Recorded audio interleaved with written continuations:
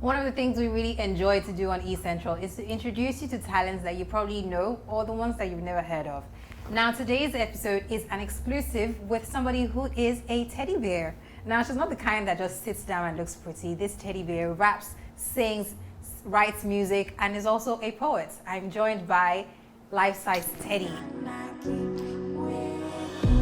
A lot of fire in my eyes, major smoke beneath the surface. My penmanship's about enough to get you nervous. Pretty wicked with this civil, clowning with my circus. Poison baby at your service. The prophecy's here now. A hurricane. Hi, Lifesize Teddy. Hi. How are you doing? I'm all right. Fantastic. Lovely to have you here. Lovely to be here in this space. I feel like there's a lot of creative energy that just goes round here. And I can feel it. You can. I can. I love that. I This is literally the sound home for every single record that you hear. Okay. Yeah. So everything's created here. It's born here. I see. I so love this it. is You guys are privileged to be here. I love it. How did we arrive at this name, Lifesize Teddy? very, very random. I've been called Teddy my whole life. I see the cheeks. Yeah. I used to look more like a Teddy when I was much smaller. When I was much little. Yeah. So I used to be called Teddy my whole life. You don't want to see my baby pictures. I do now. I want to look see like them. a stuffed teddy bear, really.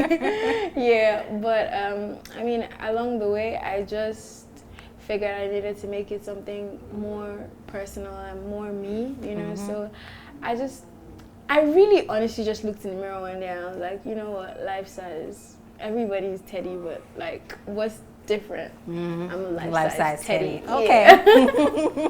I love it. And then obviously you're choosing your name is also poetic. You know, you're a poet, rapper, singer, songwriter. Period.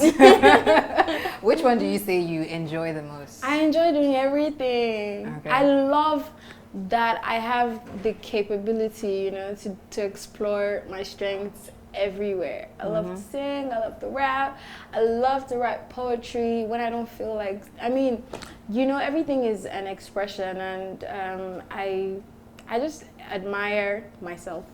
I admire the fact that I have like several different you know, outlets and outputs to like explore and express myself. Yourself. I mean, some people can't even figure out which one they have, and then you have these many. So I think that's something you should be proud of.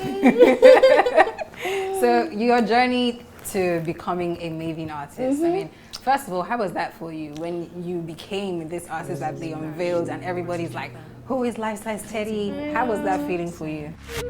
And that little girl, the one who applauded herself after saying, "Up I go," still lives compliant as ever inside of you. It's so surreal, you know, because I mean, I've been Lifesize Teddy, but the world just getting to see who Lifesize Teddy is. And big shout out to Maven. Everything is going so well. I was watching your stories and I saw this video of you with that huge sign. And I was like, that must be so surreal for you. Oh my days, look. My team and I, we drove out to take photos with it. And I'm like, oh my God, that's my spider. And that's me on billboards. It's insane, you know. It's really insane. And I'm still soaking it all in. Yeah, it's not a one-day thing. I'm gonna keep soaking it in. How's the reception been so far with your music? I know you put out an EP that's self-titled. Lifesize Teddy. Do you know what? I'm gonna be really honest.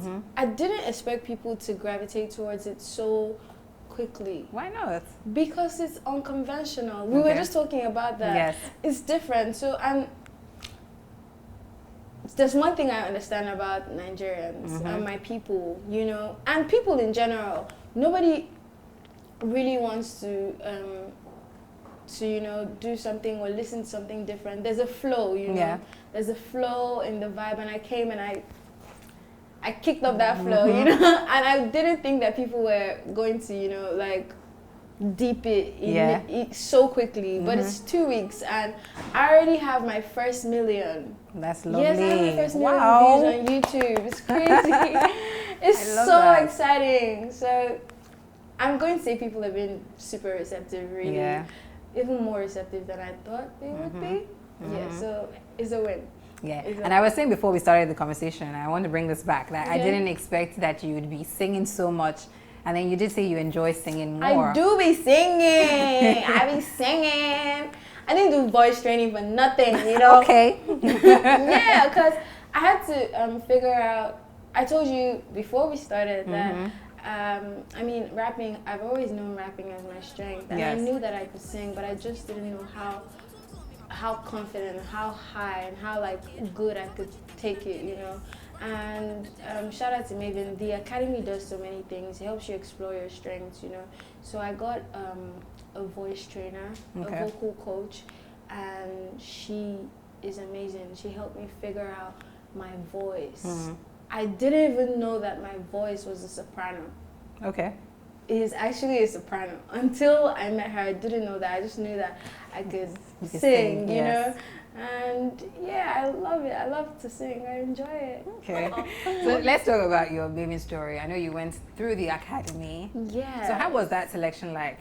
First of all, how did you get into the academy, and then how did you then become signed? Okay, so I'm going to start by saying I've been in the academy for 3 years. Oh, wow, okay. Yeah. So now I'm going to run it back a little. Okay. As you already know, I'm a big fan of Ladipo. Yes. Super fan of Ladipo. So in 2018, he reached out to me. You know those annoying messages you drop for, I mean, whoever that you admire. Yeah. As a fan, you know? And I sent him a couple of those over the years, I mean. But in 2018, he was trying to do his show, his first show. Yes.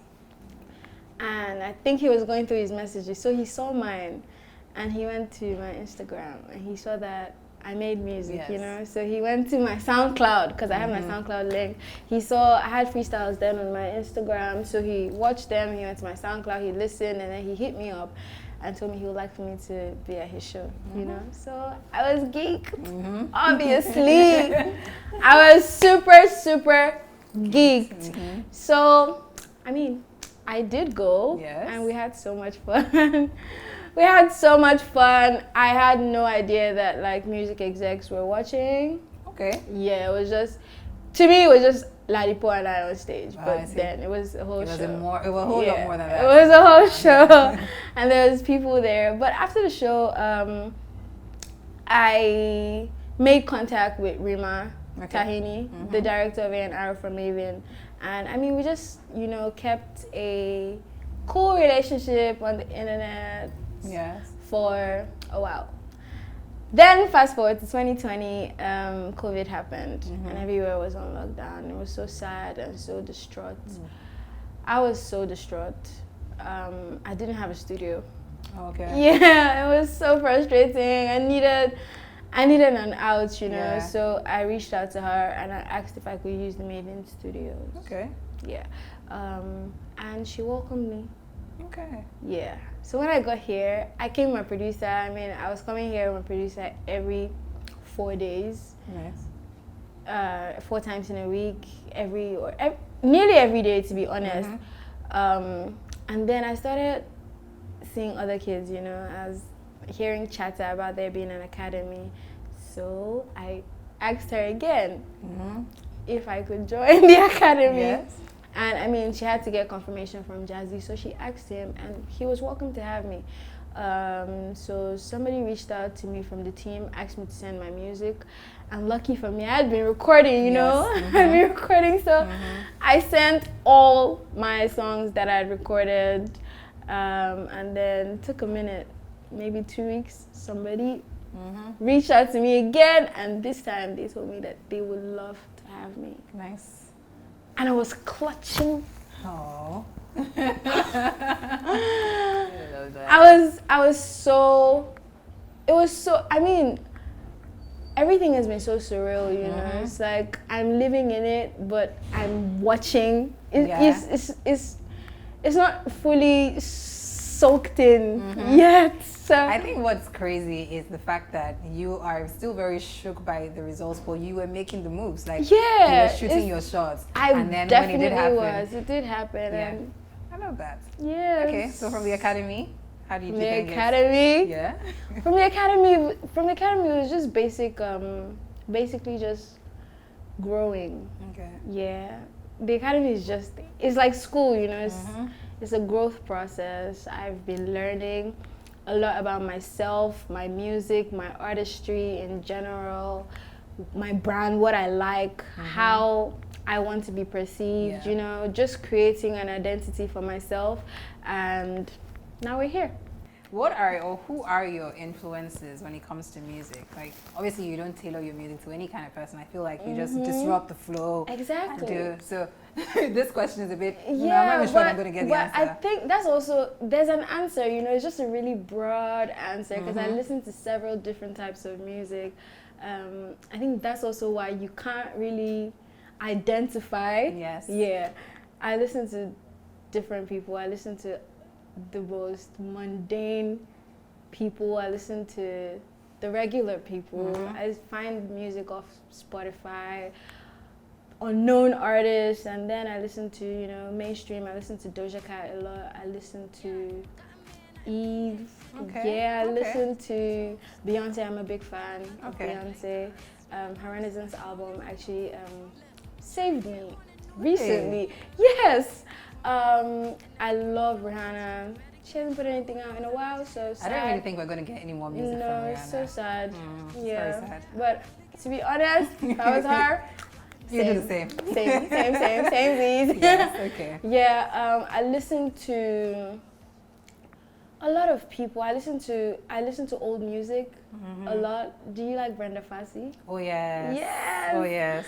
I love Brenda.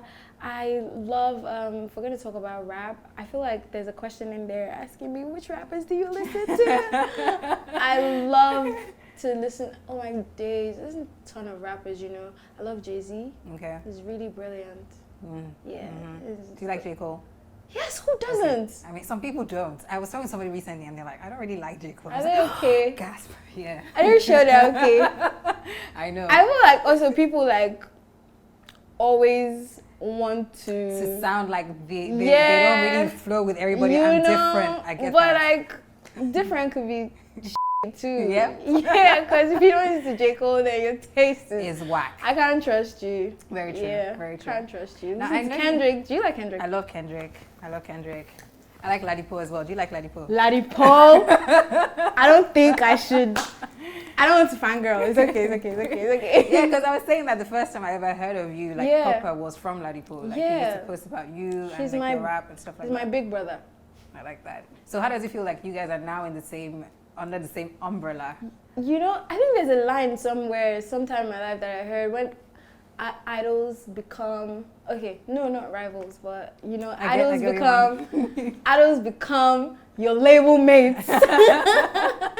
So it's Now. amazing. I love that. No, we're still not peers. I mean, sort of, kind of. You can say no, that you not are. really. Pose, Paul, and Ted is Ted. Okay, we'll take that. But. And so when you look at your career so far, where you started from, where you are now, where do you think that, or what point do you think that you get to say, I've achieved, or you know, like I'm comfortable with where I am now, and I want to switch goals, or I want to do something else now? That's a really interesting question. I have big eyes. I have big eyes and like even bigger dreams and even bigger visions, you know. So I don't know. I don't think the world is ready for me. Okay. And even if they're not, like they're gonna see me, you know, like it's a whole world of stuff to do and a whole generation of people to influence, you know, and I'm gonna keep making music until, I don't know, probably make music till I die. Okay. Yeah. Okay. And I really love the fact that you're not sticking yourself, like you said before, if you were in a box, you probably would see your through, because it's the ability for you to be able to bend through. Yeah, I think being able to bend through is a superpower. If I ever stop making music, I'll probably retire as a songwriter. Okay. Yeah, probably. So I think we can call you Super Ted, you know? Like no, that. how do you know? Do you call you that? Paul calls me Super Ted. Oh my god. Ladipo calls me Super Ted. I feel like you had your ears on the ground for not so that much one. more. No, not for that. Oh But I just my thought about, days. Teddy bear and then Super Ted, like the cartoon. Yeah. Yes, that's where my mind went to. I mean, I wasn't, I don't think I was born when the cartoon happened, but Paul told me about it and he showed me visuals and I was like, that's you. I'm like, yes, that's me. I love it. I like it. So what should we look forward to with regards to the music? Obviously, we've heard this EP and, you know, we're not What's your favorite rushing song it. on the EP? I think Air would be my favorite one. Yes. I think I understand your palette now. Okay. Your palette is sick. It's sick. Oh, thank you. I love it. Yeah. So what should we expect? No pressure. You know, we're not trying to rush you to create because obviously creativity and greatness takes time. Well, I'm gonna say one thing. Okay. I've been away from people's eyes for a long time now. So now that I'm here, Suffocate them. what she said. What she said. Yes, my plan really is to be in people's faces, to be in everyone's faces for, I mean, I don't care how long they can manage. I really don't care. Like, they're going to see me whether or not they desire to see me. I love That's, yeah. I'm here. You're here to stay. Now. So people need to know that shooting your shot pays. Yes, let me take my shades off for this one. I want people to see me. Shooting your shot. Oh, do you have any like advice for people who are, you know, upcoming artists and just want to be heard or seen like you are now? I mean, I think my only advice really is to not be afraid to do the work. It's crazy. It can get silly sometimes. It can get very, very frustrating. It's a journey it's a lone journey, you know, so you're the only one. And especially in a society like this where making music doesn't seem feasible to your family, like they look at you crazy, like what are you on about, you know? So you just have to do the work unapologetically. Just run it, to be honest. Just don't look back, just run it. It's very, very crazy, but if you really want people to hear you, you have to, you know, cry. So Okay. yeah, so I like that. If you really want people to hear you, you have to cry. So get crying, people. yeah, get crying. Get crying. Get crying. Thank you so much. Thank you so much for having me.